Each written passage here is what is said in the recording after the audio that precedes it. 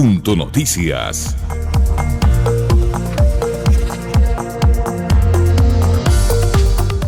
Siete de la mañana con 50 minutos, 7:50 minutos. Saludamos con nuestro primer invitado, como lo habíamos anunciado, ya nos acompaña vía telemática el economista Alberto Acosta, analista económico, exministro de Energía y expresidente de la Asamblea Nacional Constituyente. ¿Cómo está, economista Acosta? Buenos días. Bienvenido, qué gusto saludarle, que esté en nuestro espacio. Le acompañamos a Alexis Moncayo, quien le habla a Licenia Espinel. Mucho se ha hablado en las últimas semanas respecto a esta convocatoria a la Asamblea Constituyente que plantea el gobierno.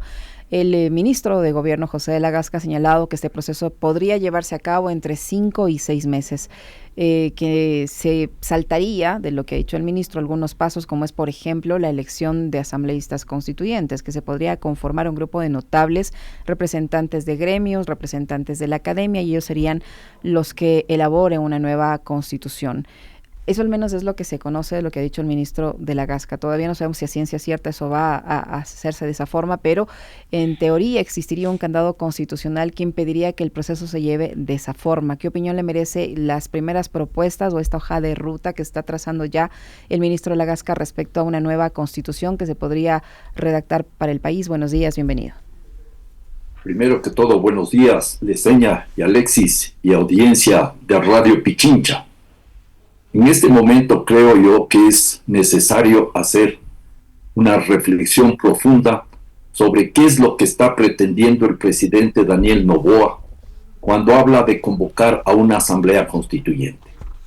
Es preciso que tengamos claridad de los riesgos que implica una propuesta como la formulada por el ministro de Gobierno, que a todas luces estaría atropellando la constitución vigente en el Ecuador, aprobada por el pueblo ecuatoriano en las urnas el 28 de septiembre del año 2008.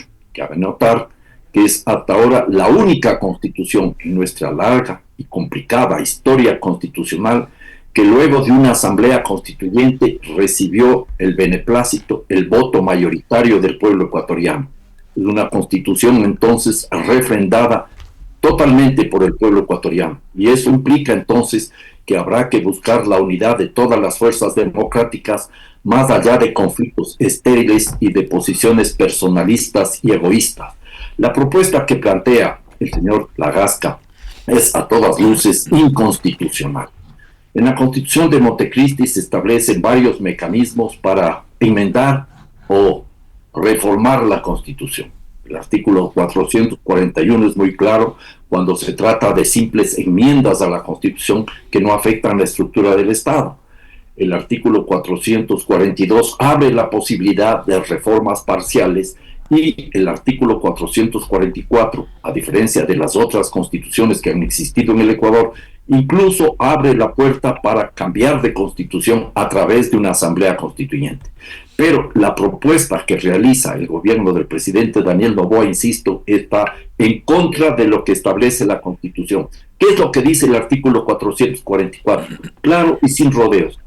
El presidente de la República puede impulsar un proceso constituyente, sí, pero se tienen que cumplir determinados requisitos. El primero, tiene que consultar al pueblo ecuatoriano si está o no de acuerdo con una nueva asamblea constituyente.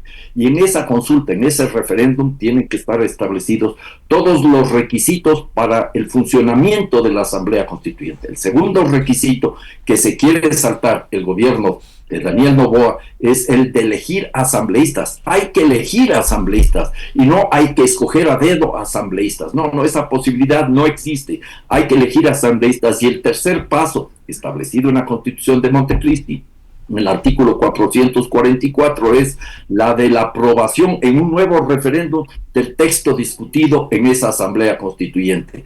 Lo que pretende el gobierno del presidente Daniel Noboa, sin lugar a dudas, es una suerte de retorno a la lógica de la república oligárquica ecuatoriana, en la cual existían senadores funcionales, senadores por distintos gremios, elegidos no por el pueblo ecuatoriano, sino por los distintos espacios corporativos. Y esto es interesante tener presente, porque esa lógica de funcionamiento de los esquemas asamblearios de los congresos nacionales surgió del corporativismo fascista de Mussolini. Entonces hay que estar muy atentos a todas estas intencionalidades. No solo el hecho de que se pretendería violar la Constitución de Montecristi, sino que además de eso se estaría instaurando un régimen con claros rasgos corporativistas, ahondando el autoritarismo que existe en nuestro país.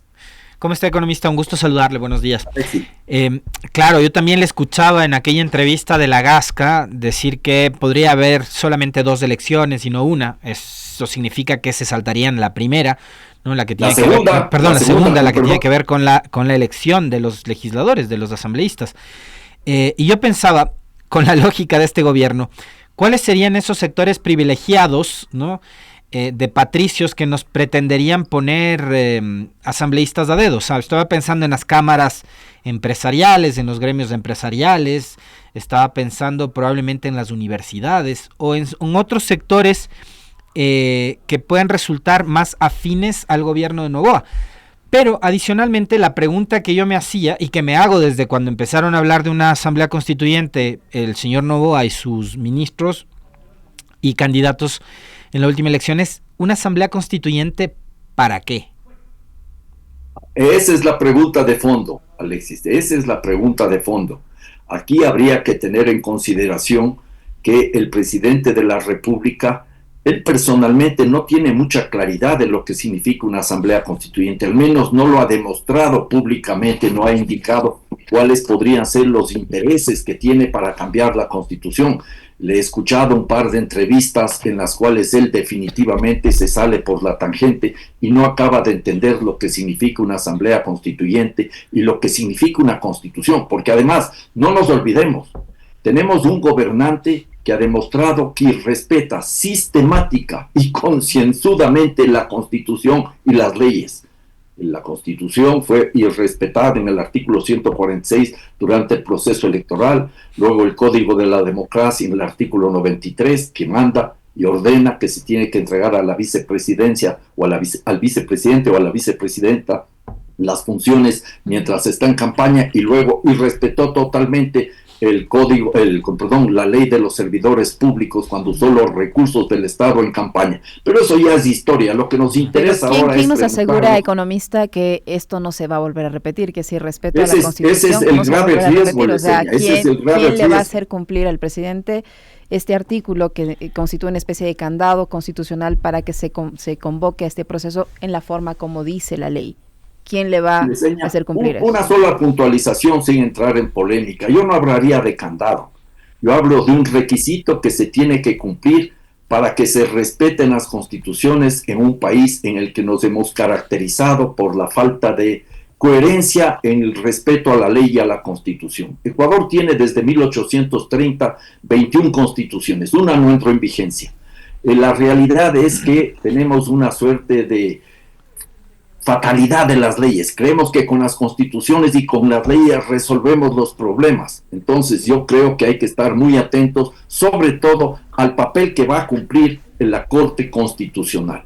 Cualquier decisión del presidente de la República, apegada a lo que establece la Constitución, el artículo 444, sobre todo que no esté de acorde a lo que establece la Constitución, tendrá que ser revisada por la Corte Constitucional. Y si la idea de este señor de la Gasca llegara a cristalizarse, porque puede ser también una suerte de globo de ensayo, nos tienen discutiendo esto y están preparando otra alternativa, tendrá que ser discutida y aprobada en la Corte Constitucional. Y en ese escenario habrá que tener esta unidad que yo estoy invitando a conformar, muy amplia, sin personalismos, sin liderazgos caudillescos, sin posiciones que aíslen a los distintos grupos. Tendrá que estar atenta para ver esta unidad, digo, lo que sucede en la Corte Constitucional, que será uno de los puntos uno de los espacios fundamentales para garantizar la vigencia de la Constitución, es decir, la vigencia de la democracia.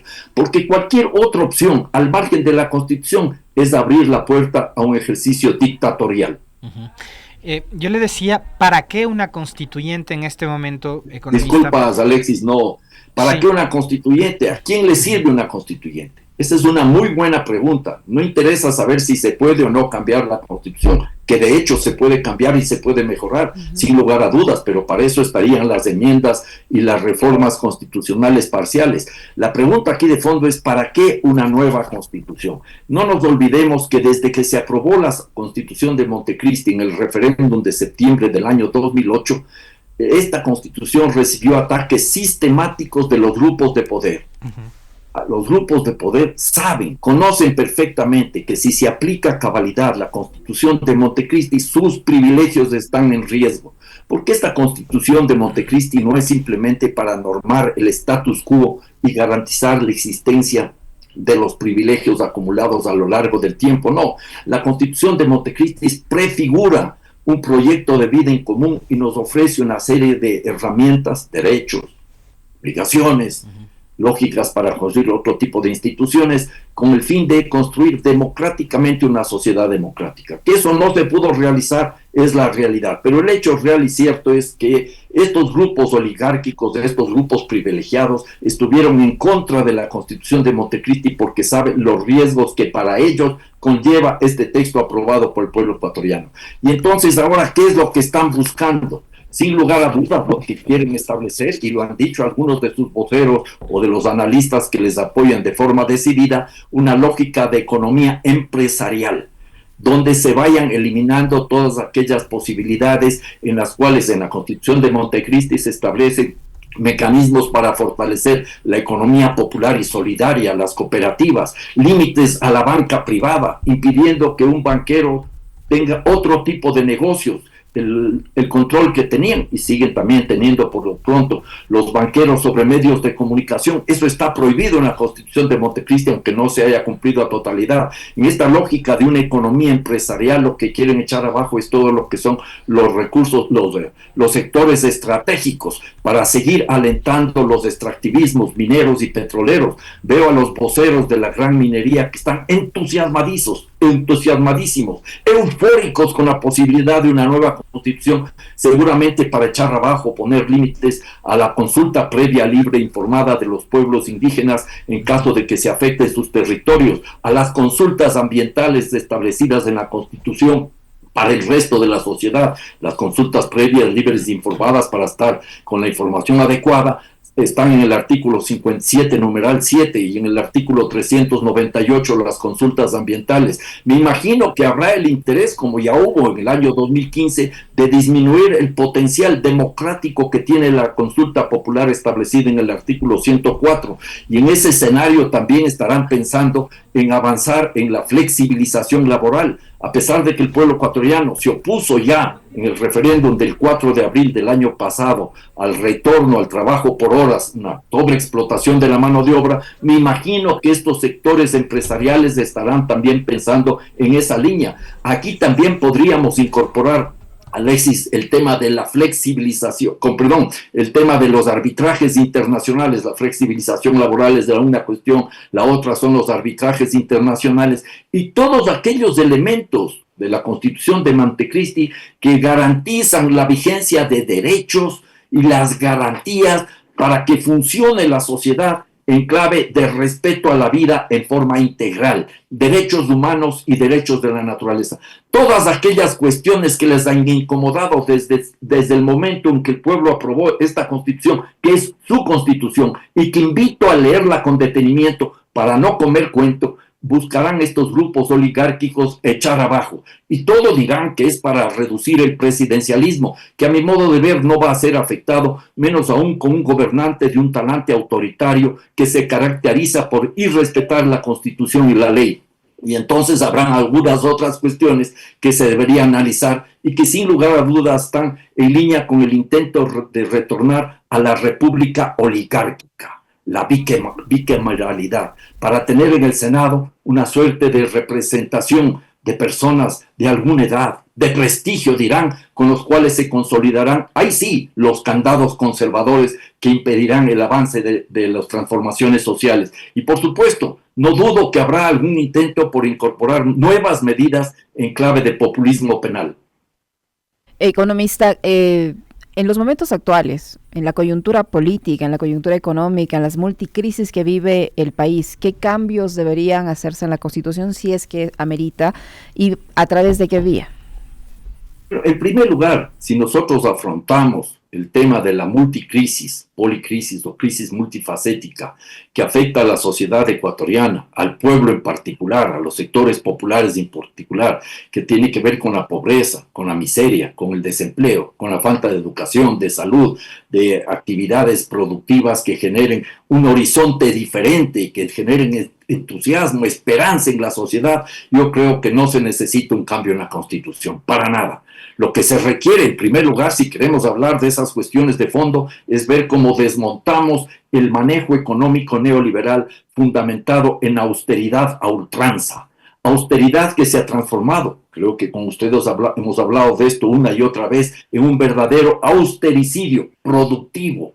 Cae el empleo, se destruyen empresas, actividades de generación de riqueza, el austericidio en lo social, caen las inversiones en educación, en salud, en vivienda popular, el austericidio en lo energético, no hubo las inversiones. Cuando había el dinero, no se realizaron las inversiones para enfrentar los estiajes que estaban conocidos y hacer realidad el plan que nos habría ahorrado esos costosos apagones. Austericidio incluso en el ámbito de la seguridad, porque a cuenta de poner la casa en orden, como dicen los neoliberales, lo que se ha hecho es restringir inclusive las inversiones y el gasto para seguridad ciudadana. Vean si se han cumplido los presupuestos del Ministerio de Educación, del Ministerio de Gobierno o del Ministerio del Interior y del Ministerio de Defensa Nacional. Entonces, esas son las cuestiones de fondo. Ahora, en la Constitución de Montecristi, ¿se pueden introducir cambios? Por supuesto que sí, que se pueden introducir cambios, pero yo no creo que la opción sea una nueva constituyente, menos aún una constituyente con tufo dictatorial. Ahí sí me escucha. Economista, el relato de parte de la Gasca y de los sectores comunicacionales, porque acá creo que el periodismo también juega un rol, y si usted también tiene a bien, le quisiera pedir una opinión sobre lo que ha sido el rol del periodismo, no solamente en esta última campaña, sino en los últimos años en el país. Ha jugado un rol, y un rol muy importante, porque ahora a la gente, más allá del uso de la información y de la opinión, que está bien, ¿no? Se le quiere convencer a partir de relatos que no siempre son ciertos, y algunos relatos que terminan siendo delirantes. Por ejemplo, que la Constitución de Montecristi está hecha a la medida de Correa. Entonces, la Constitución no beneficia a todo lo que usted mencionaba hace un momento, ¿no? A las comunidades a través de la consulta previa informada, etcétera, ¿no? A la naturaleza. No, a Correa le beneficia la Constitución de Montecristi, por un lado. Pero adicionalmente, la Constitución de Montecristi beneficia a los delincuentes. Aquí estuvo hace una semana un asambleísta social cristiano. Otto Vera. Ese señor, Otto Vera creo que es. Dijo que la Constitución de Montecristi les da prebendas a los privados de libertad. Yo quisiera saber cuáles son las prebendas, más allá de que en el artículo 35 de la Constitución se les incluye a los privados de libertad como sectores de atención prioritaria junto a los adultos mayores, mujeres embarazadas, niñas, niños, etcétera. ¿Cuáles son los beneficios que tiene el crimen organizado y la delincuencia en la Constitución de Montecristi? Porque lo que están diciendo es, hay que hacer una nueva constitución para poder combatir el crimen organizado. Esa es una. Son temas muy delirantes, pero que uno escucha en otros espacios de opinión que no son obviamente. Adicionalmente, la Constitución de Montecristi durante los apagones fue la gran causante. ¿Por qué? Porque impedía la inversión de los sectores privados. Entonces, la Constitución de Montecristi, ahora para de la Gasca, para los opinólogos a favor del gobierno, es la causante de todos los males. Entonces, seguramente será como cuando la consulta popular de abril del 2024. Pensaban que al siguiente día de la aprobación de esa consulta, los problemas de este país iban a resolver por arte de magia. Ahora mismo, una nueva constitución va hacer que, y planteo de entrada la pregunta, ¿en serio la Constitución de Montecristi les da prebendas a los delincuentes, a los privados de libertad, obstruye la inversión privada, etcétera, como pretenden convencernos desde el gobierno? Alexis, esos relatos, esas narrativas comenzaron a forjarse desde cuando se aprobó la Constitución de Montecristi en el año 2008 y se fueron fortaleciendo, ampliando y difundiendo para tratar de convencer a la ciudadanía de que los problemas del Ecuador radican en la Constitución de Montecristi. Se quiere convencer que la calentura está en la Constitución de Montecristi, no en las estructuras sociales y económicas cargadas de inequidad, de autoritarismo y de violencias.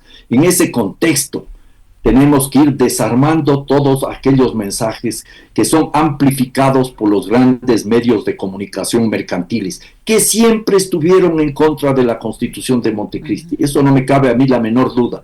En ese escenario yo invitaría a la ciudadanía en general a no comer cuento. Lean la Constitución, busquen algún artículo en donde se abra la puerta al crimen organizado, porque se dice que la Constitución de Montecristi estableció canales, puentes, para que se entre el crimen organizado. Revisen lo que establece la Constitución, y esto es muy interesante.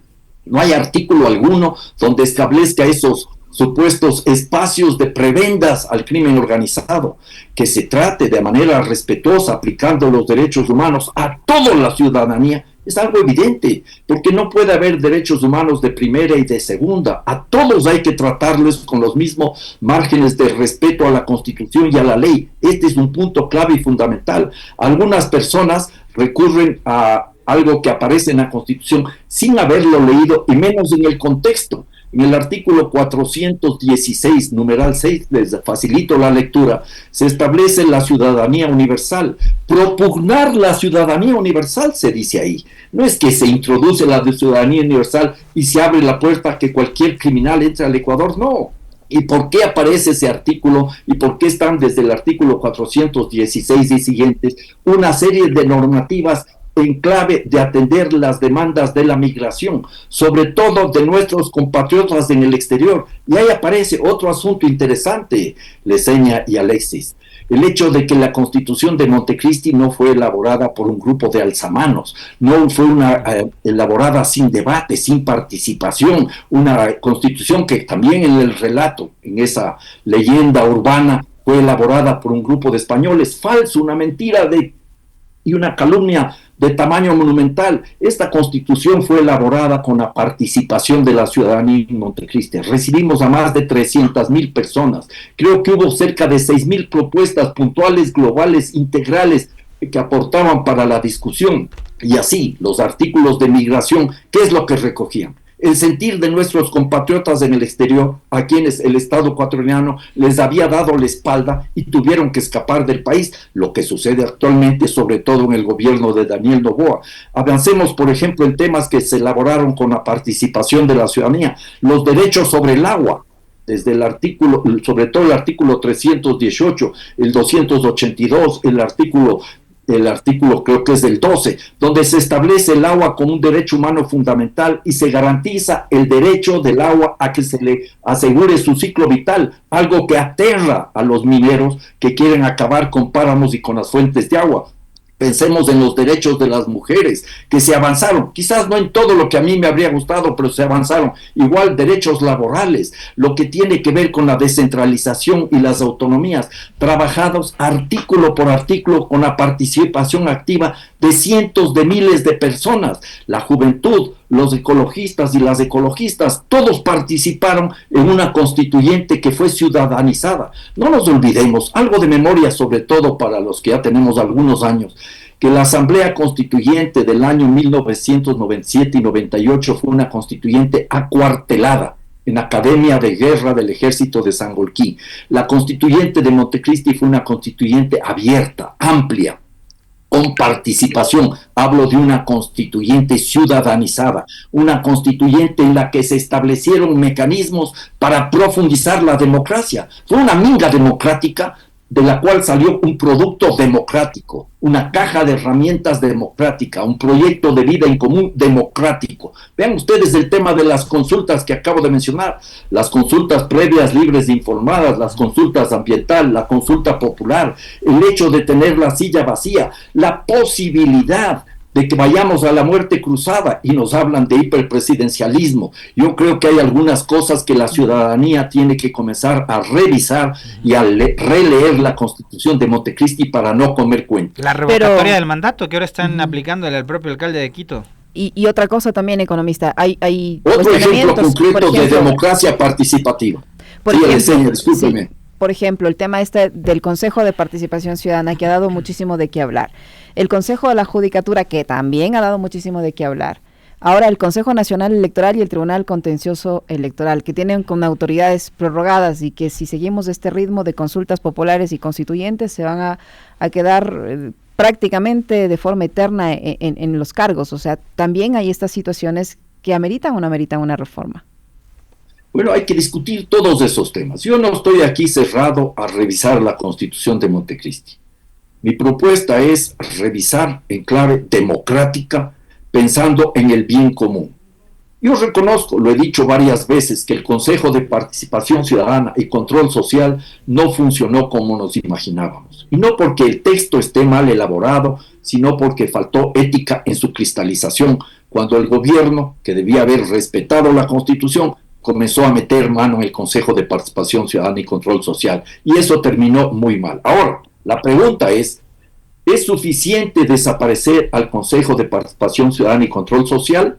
Y volvemos a la vieja práctica de cómo se establecían las distintas nominaciones de personas que iban en las instancias de control del Estado. ¿Cómo funcionaba esto? Yo les invito a recordar a quienes son mayores y a los jóvenes a estudiar un poco que en esa época se establecía a partir de lo que se conocía el reparto de la troncha política. Los partidos políticos, los más poderosos, se distribuían el control de las distintas instancias, valga la redundancia, de control del Estado. Y así teníamos partidos políticos que controlaban la justicia, partidos políticos que controlaban las instancias electorales y demás instancias del Estado ecuatoriano. Y eso se hacía muchas veces con la eficacia del hombre del maletín, la corrupción abierta e incluso encubierta en otras ocasiones. Pero esta era la realidad. En ese contexto, discutamos el cambio del Consejo de Participación Ciudadana y Control Social, pero no volvamos a las viejas prácticas. Y ojo, el cambio del Consejo de Participación Ciudadana y Control Social no exige necesariamente una nueva asamblea constituyente. Se puede hacer a través de las reformas constitucionales parciales, artículo 442. Al respecto ya se ha pronunciado la Corte Constitucional abriendo esa vía. Esa es una opción que se puede usar y se puede manejar y se puede discutir. Sobre el Consejo de la Judicatura, igualmente, yo lamento que el presidente Correa no haya cumplido el mandato de la Constitución cuando se estableció en las transitorias la posibilidad de crear un proceso para tener por fin en la historia de la República una justicia independiente, una justicia autónoma, un manejo de la justicia que sea eficaz y eficiente. Nunca hubo y menos ahora. Esa es una tarea pendiente para la sociedad ecuatoriana, pero que no se va a resolver simplemente con una nueva constitución. Es más, muchos cambios que son necesarios para fortalecer, por ejemplo, la institucionalidad democrática del país, no requieren una nueva constitución, ni cambios en la constitución. Podrían exigir una serie de reformas en el Código de la Democracia si nos mantenemos en ese terreno. Muchísimas gracias, economista, muy gentil por atendernos y por dialogar con nosotros de estos temas. Muy amable.